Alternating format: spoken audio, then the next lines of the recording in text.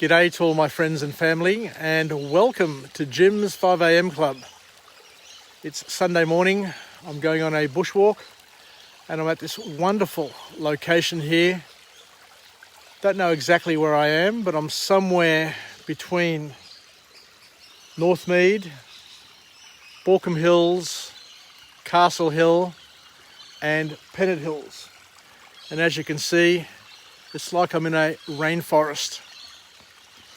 Thank you very much for joining me on this episode of Jim's 5am Club. You're most welcome to join me on my YouTube channel, which is entitled Jim's 5am Club. So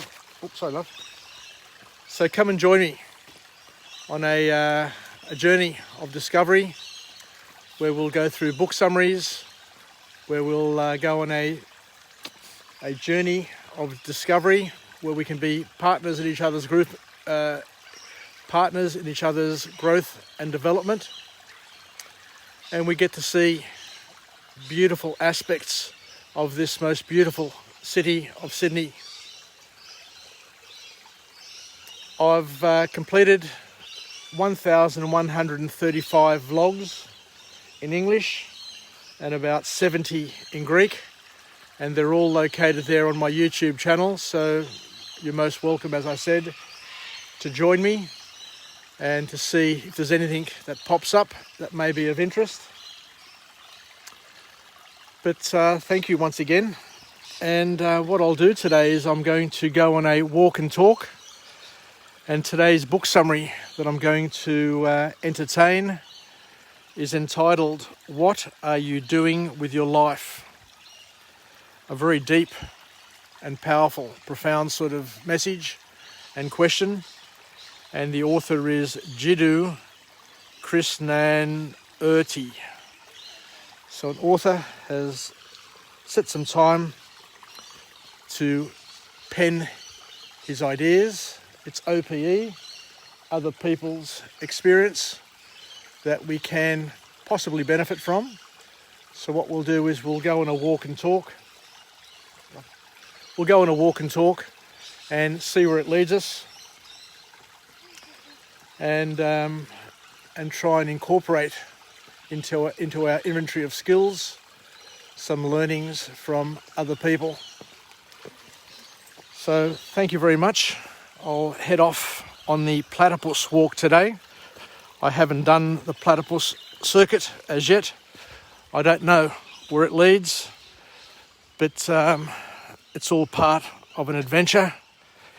So I'll head up here on the blue track and we'll try and reveal where this takes us, and at the same time learn something new from this book. So the author mentions something really powerful here, where he says that it's only the free mind that can meet life, not the mind that is tethered to any system. Something to think about. It's only the free mind that can meet life and engage life, rather than a life that is tethered to any system. I guess we could probably extend that to say that, if there are people who are living in the past or living too far into the future, they too will not meet life, because life will meander around them as they're looking back or looking forward and miss what is happening at this present moment. So the author goes on to say that there are existential questions that push us to gain and to seek answers for. It's natural for each and every one of us to try and seek and identify answers to the many questions that we have about life. So the first formal point to come out of this text from this author is that the way you are conditioned stops you from viewing reality as it really is. Now these are really deep, powerful sort of concepts, because we are all conditioned in some way, shape or form through our education system, through our parents, through our families, through our culture, through the people that we hang out with, through the stories that we've grown up with, through the news, the media. There are so many aspects to our conditioning. And as one other author once said, that each and every one of us only get to experience a slither of reality.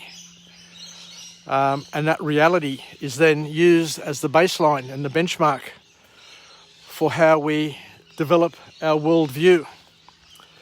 So the more limited the experiences, the more shallow the life that we've lived, and then the more limited, I guess, our worldview is. So the more experience we have at life, then the better off we are at having a more profound and expansive worldview. So the author goes on to say that the view of the world is undeniably shaped by your cultural, economic and social background. Because of this, we may have a narrow view and we may not fully appreciate the complexity of everything. These are very, very powerful things to think about and are quite mind-boggling. And not everybody is in a position to challenge their worldview. You see there are groups of people, anti-vaxxers at the moment, who have latched on to a narrative of misinformation and disinformation that has been fed their way, but it's been fed their way in a strategic and tactical way that has got them to buy into and invest into the thinking, the spin, and it could cause them grief going forward.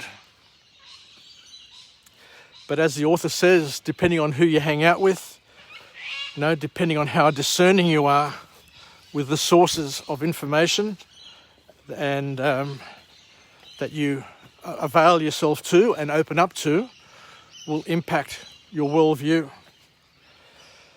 So the author here reminds us that things are consistently changing.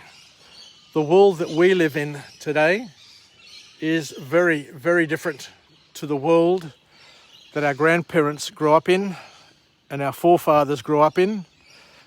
And the constant change, or the rate of change that we're experiencing today, is probably a lot faster and a lot more dramatic than what it would have been in our grandparents' era.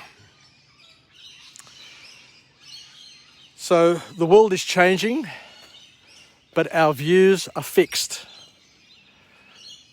So just thinking about that, it kind of suggests that we're going to have challenges, because if the world is rapidly changing and our view of the world is not changing at a similar sort of rate, then we could be wiring ourselves up for significant pain. It's just so beautiful through this bushwalk here. As I say, it's just like a rainforest. It's just glorious, And to think that people will travel to Cairns and Queensland and spend hundreds of thousands of dollars going to Hawaii and all these other places throughout the world, and they've got something which is the equal, if not better, in their own backyards. So our views are fixed. Our views are fixed, and our belief systems are underpinned by how we see things. And we've learnt through our lives that the way we see things aren't necessarily the way things are, because we are surrounded by people, by media, by organisations who are constantly putting spin on things. Now you see it through politics, you see it culturally. People will reshape things and reframe things according to their own biases. Their confirmation biases, for example, will accept or reject new information.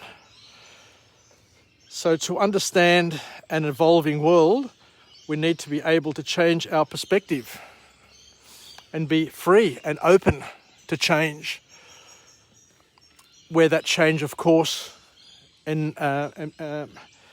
empowers us and doesn't lead us down a path of destruction. I guess is probably just as important to add to this text.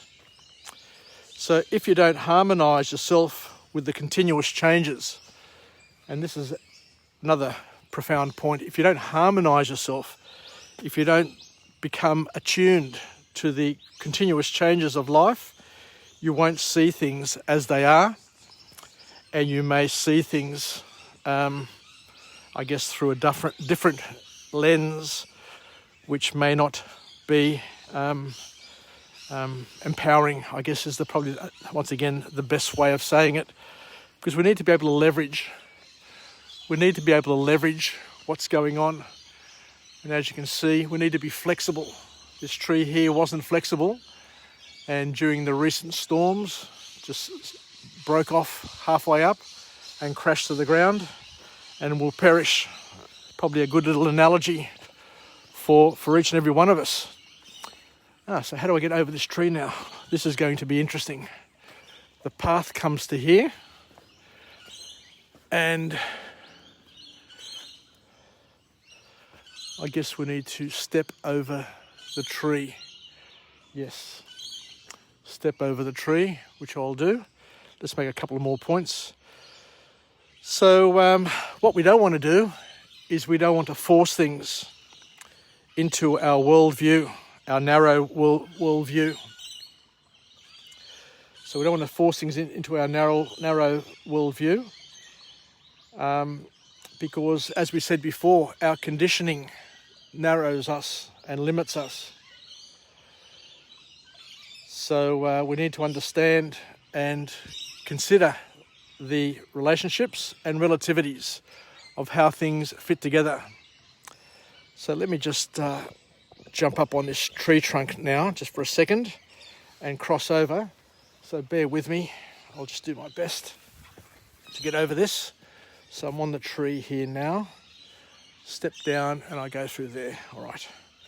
So I know what I have to do. So one here and one here. Okay, done. So let's continue our journey. And that's another wonderful analogy that even though our path gets blocked temporarily, we absolutely can get through, over, under, do whatever we have to do to continue along our path, even though our conditioning may have told us to stop there and go back. So the next point to come out of this book from this author is where he makes another valid point. I love these points, and once again, they're very deep, and they could be troubling for some. But he says that happiness comes and goes. Happiness in our lives comes and goes. You know, we can't be happy all the time, and it doesn't last forever. So it comes and goes, so make the most of the happiness that you have. But he says that it comes and goes, and we need to stop looking. This is powerful. We need to stop looking for continuous and lasting happiness in our material world. Where do I go now? There are two tracks here. One going to the right and one going to the straight. Don't know. So there's a rest area here. So I'll just continue going along the path which follows the creek. So if I get lost, I just stick to the creek. I think that's probably the best thing I can do at this point in time. So to stop looking for happiness, eternal happiness in things, and just to simply enjoy it when you have it. To enjoy happiness when you have it. That's beautiful. Because we don't always have an opportunity to be happy, but when you have it, make the most of it. And the author once again just reiterates that finding lasting happiness is very, very difficult. And I guess from a Christian perspective, the only happiness and lasting happiness that we can all have is in God, to be one with God and to do God's will and to do the things that are pleasing to God. So that's my way of rationalising it from a Christian perspective. So he goes on to say, and I love this, and I see it all the time with my grandchildren. He says that when we're kids, when we're young, when we're children, childlike, we find happiness all the time in simple things. Happiness we find all the time in simple things, like playing in a box, and it's all just spontaneous. We're able to find happiness. But as we get older, our rules for happiness become less spontaneous, and we try to manufacture happiness in places where it doesn't really belong or doesn't really exist. Because once we're older, we lose happiness because of the fear of losing it. You know, you fall in love with somebody, and then you spend, the rest of your life worrying that you're going to lose that person.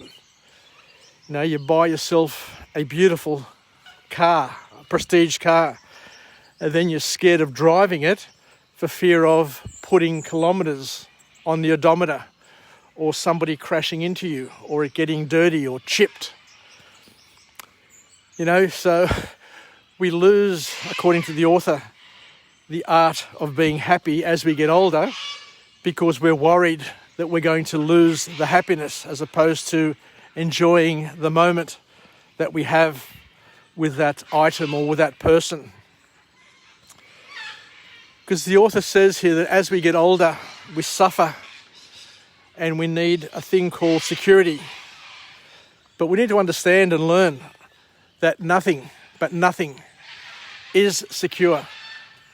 We saw before that tree there had fallen across the track. Look at this massive, massive tree here. I wonder how old this tree is. Look at its root system. Just unbelievable. How beautiful. Just want to hug this tree, this gum tree, just massive. So we need security. And some people need security more than others, and hence why we come across people who are insecure. And the more insecure people are around us, the more draining they become, because they end up tapping into us for security. And some people are great at providing security, but other people don't like being the security blanket for others, which causes challenges, I guess, further down the track. So the key lesson and a key takeaway point from this author is to stop looking for long-term happiness, and it doesn't last forever, and that happiness and sadness, we've got to understand, happiness and sadness don't last forever. They are short-lived. So to have a different view on the good and the bad in our lives, the happy and sad times, will help put them into perspective. So the last point to come out of this book from this author is that we need to learn simply to live and to understand the purpose of living. Because life, in reality, is personal. The life that I want to live is personal to me. It's a relationship between me and God. It's not necessarily the life that my parents want me to live, my children, my partner, my boss. Each and every one of our lives, each person has a life which is personal to them, and they need to understand and to figure out and to know what they want from their lives and to live that life. Else they go through years of being unfulfilled, and the last thing you want to do is to have an unfulfilled life, because it causes challenges to you and to other people. Come through, love. Anyway, let's continue along the way. There you go. There was a senior citizen there who was just jogging along the track. She would have been probably about 80 years of age. Just remarkable. So we've got a couple of tracks here to go, but I will stick to the platypus track for now, and we'll see where the other tracks lead. So it's all about enjoying your personal life, having a relationship with yourself and with God from a Christian perspective, and then all the other things that come are a bonus.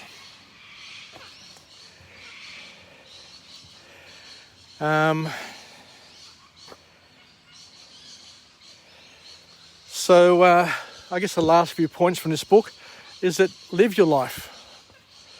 Don't try and escape it. Don't try and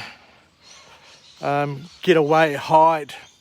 Confront it. Confront your challenges. Confront your problems. Embrace the gift that you have in terms of your own personal life, and your mission is to express yourself as best you possibly can.